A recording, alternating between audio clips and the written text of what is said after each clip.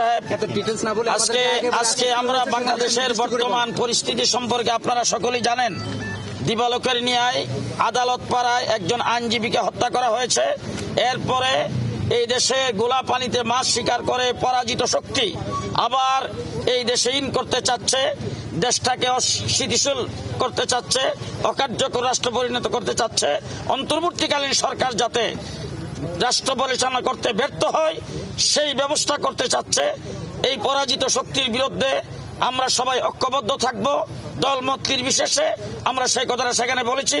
অন্যান্য ধর্মাবলম্বী যারা ছিল তারা সেখানে স্বীকার করেছেন তারা কোনো বৈষম্যের শিকার নয়, তাদের উপর কোনো প্রকার আক্রমণ হচ্ছে না, তারা কোনো প্রকারের ভয়ভীতিতেও নাই।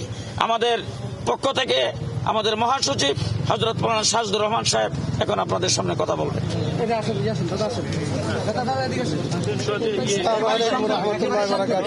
একদম মূল কথা বলবেন। বিসমিল্লাহির রহমানির রহিম। আমরা সকলেই বাংলাদেশের নাগরিক, সকলেই আমরা ভাই ভাই।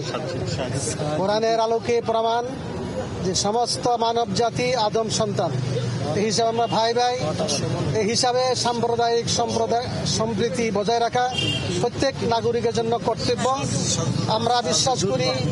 এবং বেশ কয়েকজন অমুসলিম ভাই আজকে স্বীকার করেছেন বাংলাদেশে সংখ্যালঘু নির্যাতন হচ্ছে না, বাংলাদেশে সাম্প্রদায়িক সম্প্রীতি আছে। সাম্প্রদায়িক সম্প্রীতি নাই পাশের দেশে, সেখানে অনেক মসজিদকে শহীদ করা হয়েছে।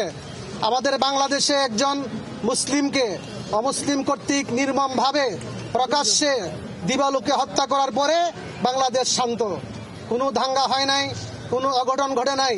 ফরিদপুরের মধুখালীতে হিন্দু সম্প্রদায়ের কর্তৃক আমাদের 2 জন হাফেজ ছাত্রকে হত্যা করা হয়েছে, তারপরেও কোনো বাংলাদেশে সাম্প্রদায়িক দাঙ্গা হয় নাই।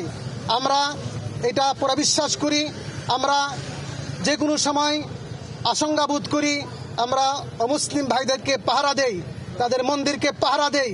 আমরা সাংবাদিক ভাইদেরকে সহযোগিতা চাইব বাংলাদেশের সাম্প্রদায়িক সম্প্রীতি প্রচার করার জন্য। এবং সাথে সাথে আমরা বলে আসছি, আমরা সকলেই দেশের স্বার্থে ঐক্যবদ্ধ আছি। সকলে মিলে দেশের বিরুদ্ধে যারাই ষড়যন্ত্র করবে তাদেরকে ঐক্যবদ্ধভাবে কঠিন হস্তে দমন করবো ইনশাআল্লাহ। আপনাদের সকলকে ধন্যবাদ।